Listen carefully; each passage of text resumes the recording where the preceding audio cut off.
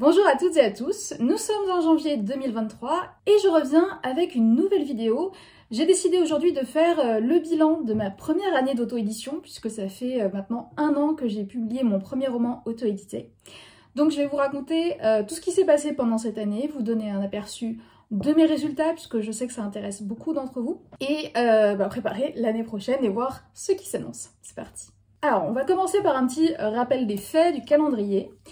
Donc l'année dernière, en janvier, j'ai récupéré les droits de mon roman Le Page de l'Aurore qui était jusqu'à présent en maison d'édition et je l'ai publié en numérique, donc sachant qu'il n'avait pas eu jusqu'à présent de version numérique. Donc je l'ai publié en numérique sur Amazon, sur Kindle et sur Kobo aussi je crois au début.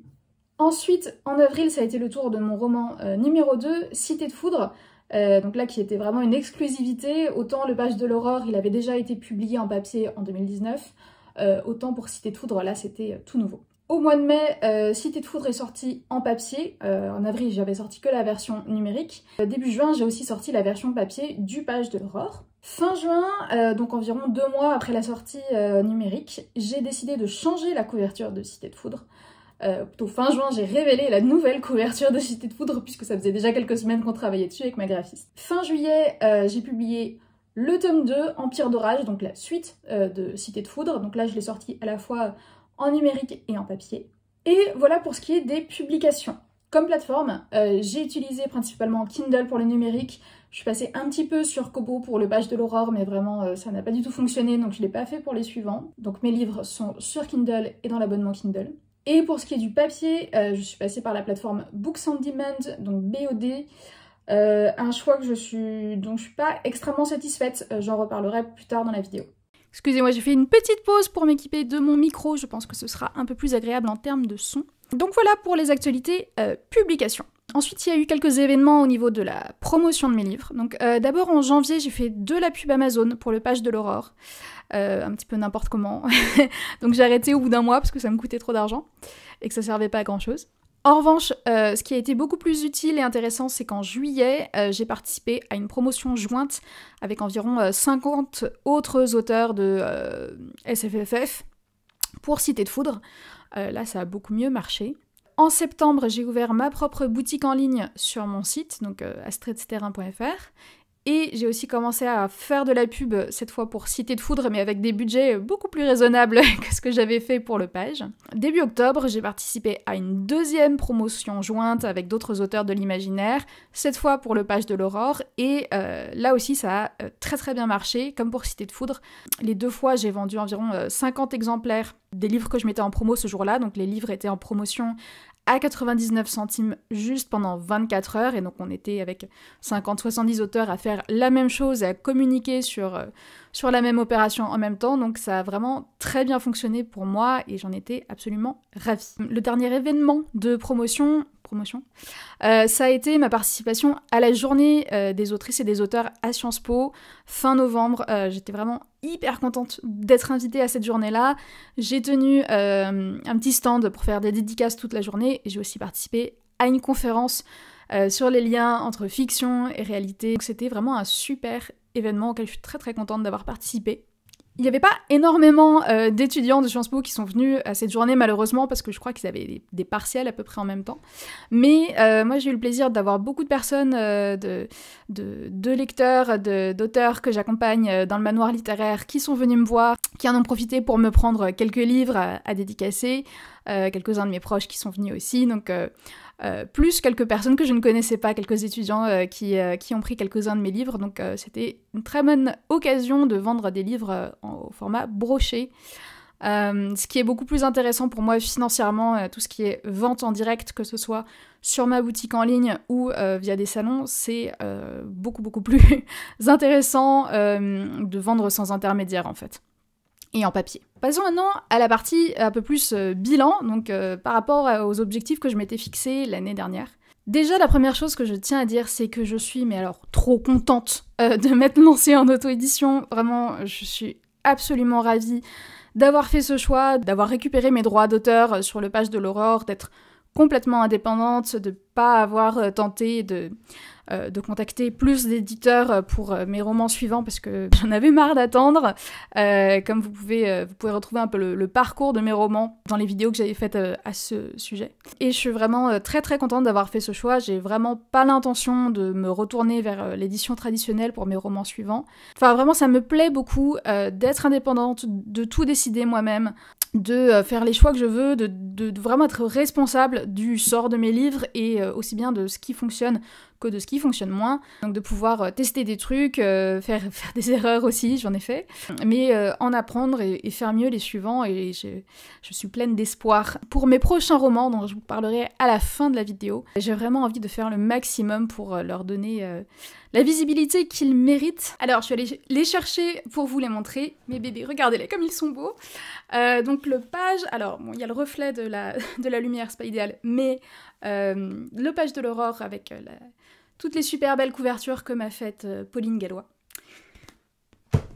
La première couverture de Cité de Foudre, donc de la série Les Pérégrinations de Lady Vinchka. Donc la très belle couverture avec le portrait de Madame Vinchka. Très belle couverture, mais qui ne fonctionnait pas trop commercialement, en tout cas en numérique, voire ne fonctionnait pas du tout, malheureusement. J'ai eu beaucoup de mal à vendre le livre avec cette couverture. C'est pour ça que j'ai pris la décision d'en changer, même si beaucoup de personnes préfèrent celle-ci esthétiquement, mais en termes de vente, c'est la deuxième qui marche beaucoup mieux. Donc la deuxième, c'est celle-ci, donc avec ce super bel Astrolabe, tout en bleu et or, qui sont des couleurs que j'aime beaucoup, comme vous avez pu le voir déjà avec le page de l'aurore. Donc deuxième couverture que moi je trouve absolument magnifique, comme la précédente, il n'y a pas de sujet là-dessus, et qui va donc très bien avec celle de Empire d'Orage, le tome 2 que voici. Donc voilà, vous avez les deux tomes côte à côte, et ils sont beaux, ils sont beaux.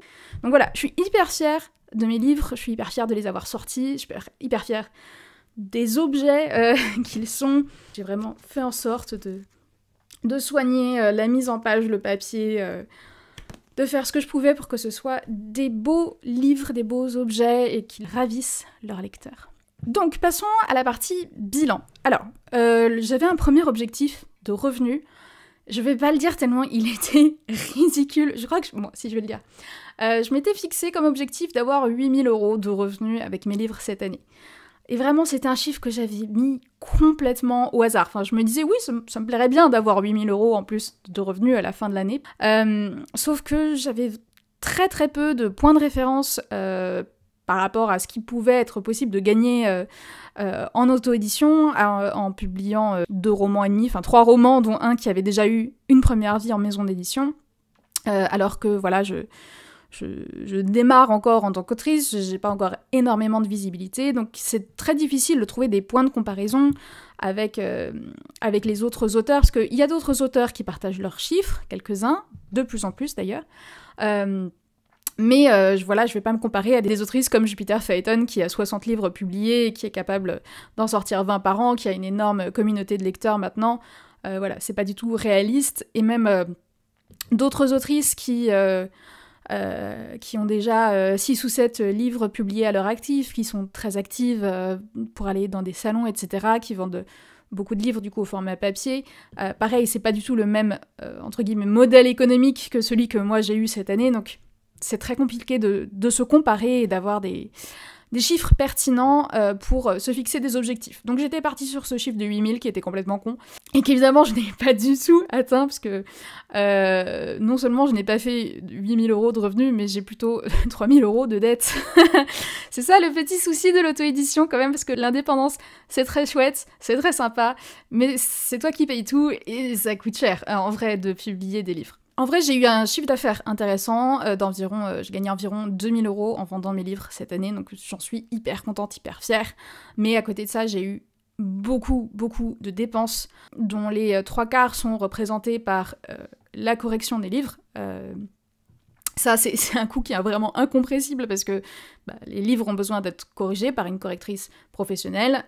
J'en ai trouvé une que j'adore, avec qui je suis très heureuse de travailler. Mais la correction, c'est facturé en fonction du nombre de mots. Mes romans, ils sont assez longs, ils font environ 100 000 mots chacun. Impossible de faire l'impasse sur ces coûts-là. Il y a le coût des couvertures aussi, et en plus, pour Cité de Foudre, j'ai fait faire 2 couvertures, puisque la première n'a pas fonctionné. J'adore ma graphiste, j'adore travailler avec elle, mais voilà, les graphistes, il faut les payer, comme tout le monde finalement, et ça fait des frais en plus dans la production des livres. Mon troisième poste de coût principal, c'est tout ce qui est achat de stock de livres. Pour mettre en place ma boutique en ligne et préparer mes futurs salons, j'ai dû acheter pas mal de livres que j'ai fait imprimer. Et ça, forcément, il faut dépenser plusieurs centaines d'euros à chaque fois pour imprimer un petit stock. Et ensuite, il y a tout un tas de frais liés à ma boutique en ligne, comme payer des emballages, des choses comme ça. Les frais de pub Amazon, des tas de frais annexes comme des frais pour me faire réaliser un kakémono, un roll-up, des marque-pages, enfin voilà. Ça va très vite, ça s'additionne très vite. J'espère que j'aurai moins de frais l'année prochaine, parce que là j'ai pas beaucoup investi. L'année prochaine, je vais publier moins de romans, je vais avoir moins de stock à commander, puisqu'il faut déjà que j'écoule le gros stock que j'ai déjà, ce qui va pas être une mince affaire. En termes de nombre de livres vendus, alors je vais regarder beaucoup par là pour regarder mon écran avec mes chiffres dessus. Donc en 2022, j'ai vendu presque 700 livres. J'en suis, je crois, à 695 à peu près. Donc j'étais très vexée de ne pas atteindre les 700, mais c'est pas grave, je suis déjà hyper contente. Sachant que dans les 3 ans de vie du Page de l'Aurore en maison d'édition, j'en avais vendu, je crois, 200 exemplaires. Donc 200 exemplaires papier, il n'y avait pas de version numérique, comme j'ai dit. 200 exemplaires en 3 ans versus 700 exemplaires en 1 an. Alors bien sûr, cette année, j'avais 3 livres au lieu d'1. Donc c'est un peu... On peut pas vraiment comparer, mais je trouve que c'est quand même des résultats tout à fait honorables d'avoir vendu 700 livres juste avec mes petits bras. Mon best-seller, c'est très clairement Cité de Foudre, qui est à 335 livres vendus. À la fois, c'était la nouveauté de cette année, c'est le premier tome, donc forcément il se vend mieux que le 2e tome. Le Page de l'Aurore, c'est mon premier roman, je l'aime d'amour, mais c'est un roman dont le public cible est pas hyper clair, c'est un peu jeunesse mais pas vraiment. Je sais pas si c'est le type de livre le plus, entre guillemets, à la mode aujourd'hui, tandis que Cité de Foudre, c'est un public plus clairement défini, c'est plus adulte, mon héroïne elle a la trentaine, c'est un roman steampunk qui est... voilà, une tendance qui marche pas trop mal en ce moment. Il avait plus de qualité pour se démarquer, je pense. Même si le Page de l'Aurore s'est tout à fait bien défendu aussi, puisque j'en ai vendu un peu plus de 200 exemplaires. Autant que ce que j'avais vendu en 3 ans avec ma maison d'édition, en sachant que sur ces 200 exemplaires, il y en a 50 que j'ai vendus pendant la journée de promotion où il était à 99 centimes. C'est évidemment plus facile de vendre un livre numérique à 1 euro que de vendre un livre papier à 20 euros. Enfin, ceci explique aussi cela. Petit dernier, Empire d'Orage, qui est à 155 livres lus. Je suis un petit peu embêtée qu'il y ait un tel écart entre le tome 1 et le tome 2, d'autant que j'avais fait exprès de sortir Empire d'Orage dès le mois de juillet, donc assez tôt après Cité de Foudre, pour que les lecteurs du tome 1 puissent rapidement enchaîner sur le 2e. J'ai que des retours positifs sur ces 2 livres, donc... soit les personnes qui n'ont pas aimé le tome 1 n'osent pas le dire, ce qui est un vrai sujet dans les commentaires de livres auto-édités, mais on pourra en parler dans une prochaine vidéo. Soit que les gens n'y pensent pas, enfin moi je sais que je suis la première à entamer des sagas, à ne pas les terminer, me dire que je vais les terminer plus tard, le faire finalement 3 ans après, etc. Donc je m'inquiète pas trop, je suis très contente de ce tome 2 aussi, donc je pense qu'il n'y a pas de raison pour qu'il trouve pas son public en temps et en heure. Voilà, il est un petit peu dernier du classement, pour l'instant. Tous mes livres, pour l'instant, ont des retours très positifs des lecteurs qui se sont manifestés dans les commentaires. D'ailleurs, si vous les avez lus, n'hésitez pas à prendre 5 minutes pour laisser un petit commentaire, une évaluation sur la page d'Amazon. Ça m'aide énormément, puisque la visibilité, c'est le nerf de la guerre, spécialement en auto-édition. C'est difficile de trouver des nouveaux lecteurs, de se faire connaître, donc si vous pouvez donner un petit coup de pouce, ce serait adorable. Merci. Alors, je vais revenir à mes magnifiques statistiques, tous mes tableaux Excel d'amour, pour faire la distinction entre les différents canaux de vente. J'ai en gros 4 canaux de vente, sachant que dans mes statistiques, j'en mélange 2. J'ai les e-books, qui sont vendus sur Kindle. J'ai l'abonnement Kindle, où je suis rémunérée en fonction du nombre de pages lues, et non pas en fonction du nombre de livres empruntés. D'ailleurs, je ne connais pas le nombre de livres empruntés, ça c'est toujours un petit peu frustrant. Et les livres papier qui sont vendus soit par BOD, via Amazon, via la Fnac, via les librairies, soit par mois en direct à partir de ma boutique en ligne, ou bien ceux que j'ai vendus en direct, donc notamment à la journée de Sciences Po. Ce qui est assez marrant, c'est de voir que forcément, comme ces livres ne sont pas au même tarif en numérique qu'en papier, il y a des différences entre le poids ce que représentent mes livres en termes de volume de vente, donc en termes de nombre d'exemplaires vendus, et en fonction du revenu qu'ils me rapportent. Donc concrètement, en termes de volume, la majorité de mes ventes me viennent des livres numériques, donc des e-books. C'est 43% de mes ventes, donc j'ai vendu à peu près 300 e-books sur mes 700 livres vendus. Ensuite, j'ai un tiers de mes ventes qui viennent de l'abonnement Kindle. Donc là, j'ai vendu 230 livres à peu près via l'abonnement Kindle, donc c'est-à-dire que je prends le total de pages lues pour chaque livre, je divise par le nombre de pages dans le livre et ça me donne une idée du nombre d'exemplaires qui ont été lus. Sachant que, avec l'abonnement Kindle, mettons que mon livre fait 500 pages et que j'ai 500 pages lues, je sais pas si c'est une personne qui a lu un livre en entier ou si c'est 2 personnes qui ont chacune lu la moitié et qui ont arrêté, ou 10 personnes qui ont lu 50 pages et qui ont arrêté. Donc voilà, je pars du principe que c'est 230 exemplaires lus, mais il y a probablement plus de lecteurs derrière tout ça et des lecteurs qui n'ont peut-être pas terminé le livre. Et le dernier canal, c'est les livres papier, les livres brochés, où là c'est seulement 24% de mon volume de vente, avec un peu plus de 165 livres vendus par ce canal. En revanche, au niveau des redevances, c'est pas du tout le même délire, puisque comme j'ai dit, les brochés sont beaucoup plus intéressants pour moi financièrement, et avec seulement du coup un quart de mes nombres d'exemplaires vendus, ils représentent quasiment 60% de mes revenus. Les brochets, c'est vraiment ce qui se fait de plus rentable, surtout ceux que je vends en direct. Mais bon, comme d'un autre côté, il faut que j'investisse énormément pour acheter le stock, pour acheter les emballages, que je prenne du temps à faire les dédicaces à chaque fois, c'est pas non plus... je donne un coup de baguette magique et les millions qui pleuvent. Les e-books, ça représente que 27% de mes revenus. D'autant que, avec les journées de promotion, 100 exemplaires vendus en e-book entre Cité de Foudre et Le Page, 50 chacun. Donc 100 exemplaires vendus 99 centimes, sachant que sur ces 99 centimes, à chaque fois, j'en touche genre le tiers. Donc forcément, ça fait un volume d'e-book important, mais des revenus moins intéressants. Le dernier, c'est l'abonnement Kindle. Donc avec l'abonnement Kindle, je touche moins de 2 € par livre lu. Ce qui reste pas mal, puisque c'est à peu près ce que je touchais en droit d'auteur en maison d'édition.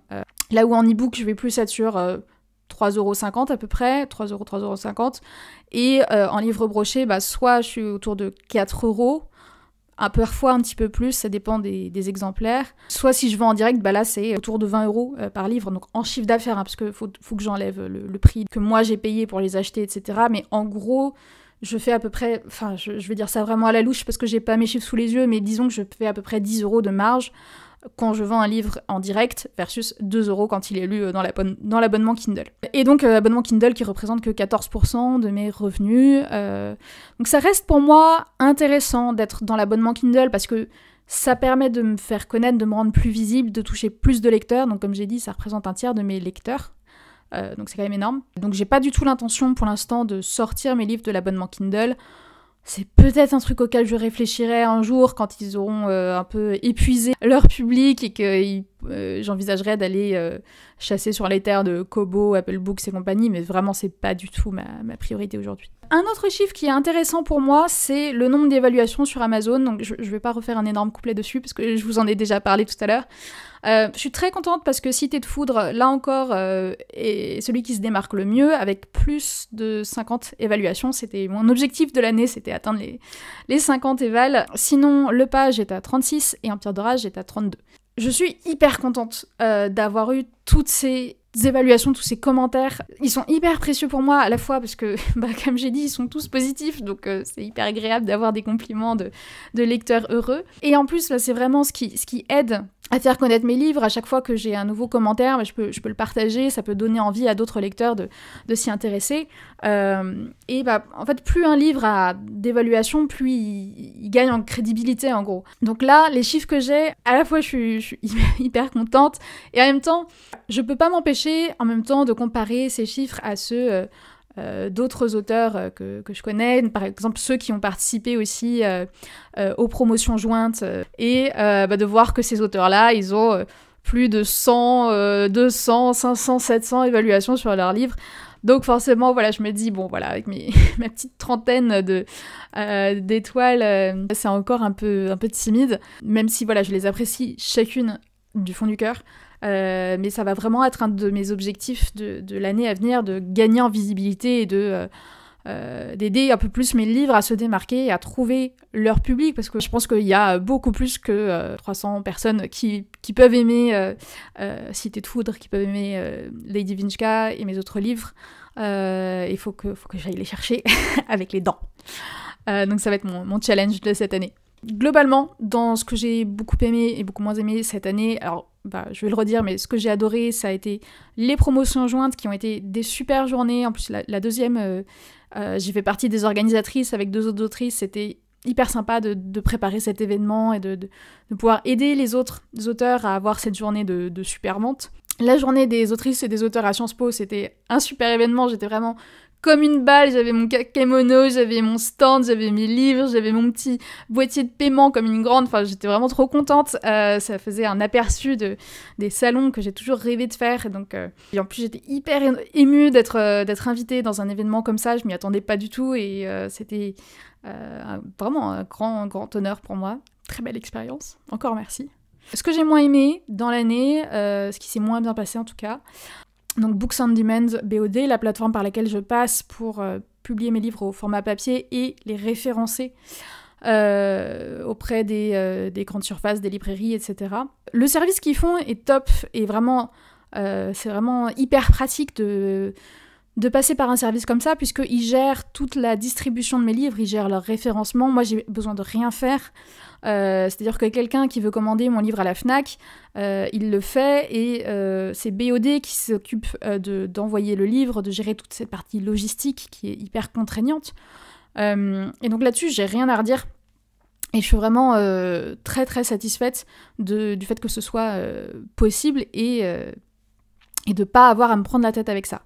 Maintenant, forcément, c'est un service qui a un prix et comme je disais, les marges que je touche sur mes livres papier sont quasiment équivalentes à celles que je touche avec les livres numériques, alors que les livres est 4 fois plus cher au format papier. Donc c'est assez frustrant et c'est beaucoup moins intéressant que de les vendre en direct. Et de ce que je sais, même s'il faut que je creuse la question un peu plus, les auteurs qui vendent directement les livres brochés par Amazon ont des marges beaucoup plus intéressantes parce que forcément c'est une logistique beaucoup moins complexe vu que c'est juste Amazon qui gère, qui envoie des commandes à ses propres clients comme ils savent parfaitement le faire vu que c'est leur cœur de métier. Donc BOD, en plus il y a des contraintes, il faut signer un contrat, on est engagé pour 1 an.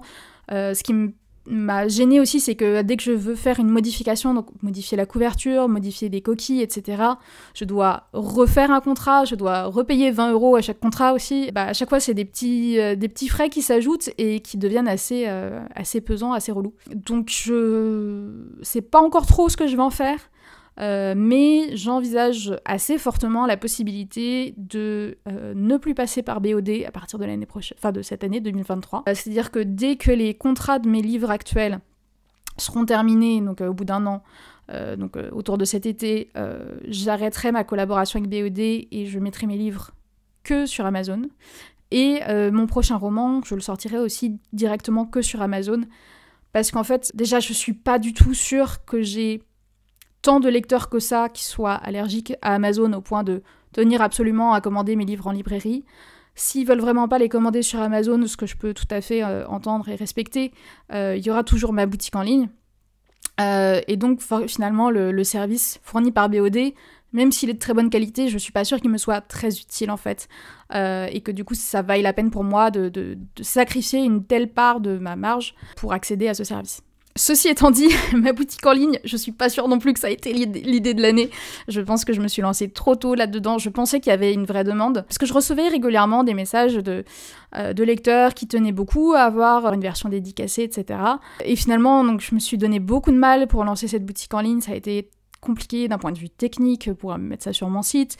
Ça a été compliqué pour gérer les stocks. J'ai paniqué comme jamais quand j'ai dû commander mes livres parce que j'avais tellement peur d'avoir fait une erreur dans les fichiers, etc. Quand on dépense plusieurs centaines d'euros d'un coup, on n'a vraiment pas envie de se planter. Donc au final, l'essentiel de mes clients, ça a été mes proches, pour être très honnête. Après, je comprends parce qu'il y a des frais de livraison qui sont beaucoup plus élevés sur ma boutique en ligne, vu que je facture les frais de la poste en direct, et que la Poste n'a toujours pas eu l'idée de créer un tarif spécial pour les livres, alors qu'il existe pour envoyer des livres à l'étranger, donc ça me coûte moins cher d'envoyer un livre au Canada que de l'envoyer en France, mais à part ça, tout est normal. Donc voilà, la boutique en ligne, c'est beaucoup d'investissement, donc aussi bien en argent pour commander le stock, les emballages, c'est aussi beaucoup de temps passé pour mettre en place la boutique en ligne, beaucoup de temps pour à chaque fois que je reçois une commande, traiter, emballer les livres, faire les dédicaces, acheter les emballages, enfin voilà, acheter tout ce qu'il faut, et beaucoup moins de clients que ce que j'espérais. Après maintenant, elle est créée, elle existe, elle est fonctionnelle, tout va bien, au moins ça c'est fait. Et aussi le point positif, c'est que j'aurais dû de toute façon commander du stock pour mes futurs salons, donc au moins ça m'a permis de le faire, et de le faire plusieurs fois, et donc de dédramatiser un peu cette étape-là, et les livres que j'ai commandés, ils me serviront de toute façon pour mes salons. Le troisième point sur lequel je pense que j'aurais pu m'améliorer cette année, c'est au niveau du marketing de mes livres. Je me pose pas mal de questions ces jours-ci au niveau de mon genre littéraire, du lectorat que je cible. C'est vraiment un point capital, surtout quand on est auto-édité, de savoir exactement à quel type de lecteur on s'adresse et dans quel genre littéraire on s'inscrit. Si on veut vendre des livres, en fait, il faut être hyper clair à ce niveau-là. Et c'est un peu le problème que j'ai eu avec la première couverture de Cité de Foudre, c'est que le genre littéraire n'apparaissait pas assez clairement sur le livre. Il y a des petits détails steampunk, mais il faut vraiment s'approcher et avoir l'image en grand et en bonne résolution avec des belles couleurs pour les remarquer. Et sur une petite vignette sur une page de vente, une page Amazon, il se voit pas assez. Donc le genre steampunk et même fantasy ressortait pas très bien. Et le fait d'avoir un personnage illustré comme ça donnait plutôt l'impression que c'était un roman plus jeunesse, alors que c'est pas le cas. Le titre, même s'il est très joliment écrit, il n'est pas très lisible. Voilà, donc il y avait plusieurs problèmes à ce niveau-là. Et problème marketing, vraiment... c'est moi qui avais mal jugé, en fait, dans quels étaient les codes de mon genre littéraire en matière de couverture, et du coup, je n'ai pas bien briefé ma graphiste à ce niveau-là. Je pense qu'on est mieux sur la deuxième couverture, qu'on est dans une meilleure direction. Je suis pas sûre que ce soit encore 100% ça, même si en fait le genre steampunk il est pas hyper représenté en fantasy francophone encore. Donc c'est assez difficile de trouver d'autres exemples qui soient vraiment représentatifs, de dégager des tendances. Mais au moins il est beaucoup plus identifiable dans cette version de la couverture. On voit bien les rouages. Une autre question que je me pose, c'est est-ce que la niche du steampunk, elle est pas un peu petite en fait. Quand je regarde les meilleures ventes en steampunk aujourd'hui, je vois que même le top 50 du steampunk, finalement, il fait pas énormément de ventes par rapport au top 50 de la fantasy historique, de la romance fantasy, d'autres sous-genres de la fantasy. Même si moi c'est un genre que j'adore et je vais pas arrêter d'écrire du steampunk en fait, je me demande si c'est la meilleure chose à mettre en avant sur mes livres pour les vendre. Et il y a aussi une question de l'âge de mon lectorat. Là encore, plutôt pour mes prochains livres, autant, comme j'ai dit, Vinchka, c'est une adulte, et donc c'est pour moi un roman adulte.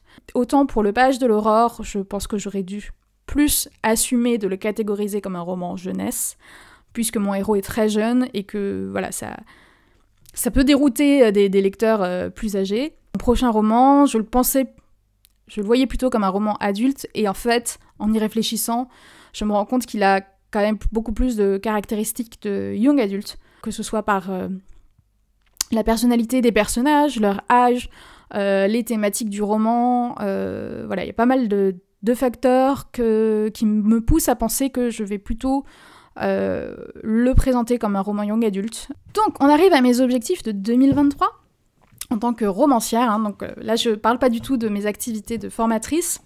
Je pourrais en parler dans une autre vidéo, si ça vous intéresse. Alors, objectif numéro 1, arrêter de perdre de l'argent avec mes livres. Donc là, au-delà d'en gagner, et encore plus, au-delà d'en gagner 8 000 € par an, je veux vraiment faire un effort de sobriété financière cette année, limiter les dépenses sur mes romans et augmenter les revenus autant que possible. Ce sur quoi je vais compter, c'est que j'ai 2 salons prévus déjà cette année. J'ai le festival Yggdrasil à Lyon les 4 et 5 février.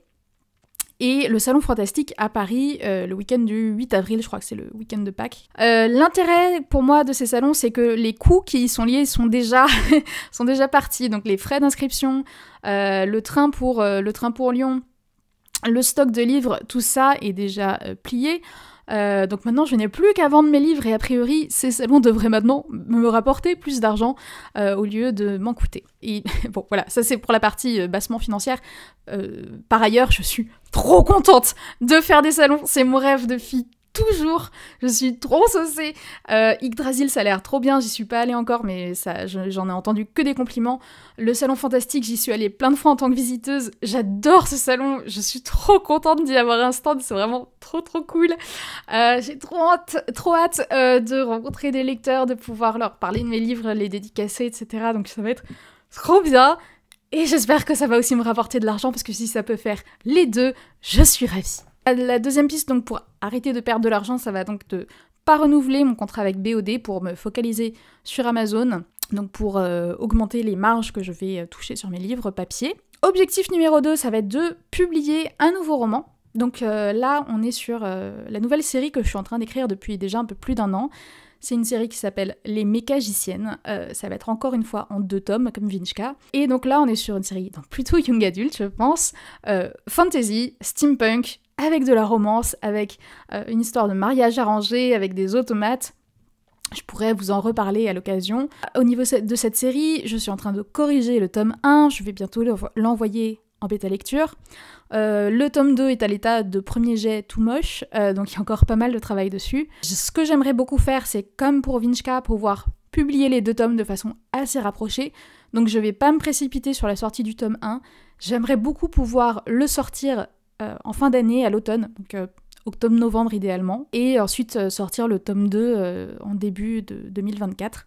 Donc ça c'est vraiment une nouvelle série sur laquelle j'adore travailler. J'ai trop hâte de vous la faire découvrir aussi, j'espère que ça vous plaira. Mon 3e objectif en matière d'écriture, c'est encore un petit peu en point d'interrogation, mais j'aimerais beaucoup écrire un préquel des pérégrinations de Lady Vinchka, donc une petite novella qui se passera avant Cité de Foudre et qui racontera comment Vinchka est devenue Lady Horis, donc comment elle a rencontré et épousé Lord Horis. J'aimerais bien l'écrire là au premier trimestre, je pense quelque chose d'environ 12-15 000 mots. A priori, ce sera une novella que je mettrai pas en vente, mais que j'offrirai aux abonnés de ma newsletter.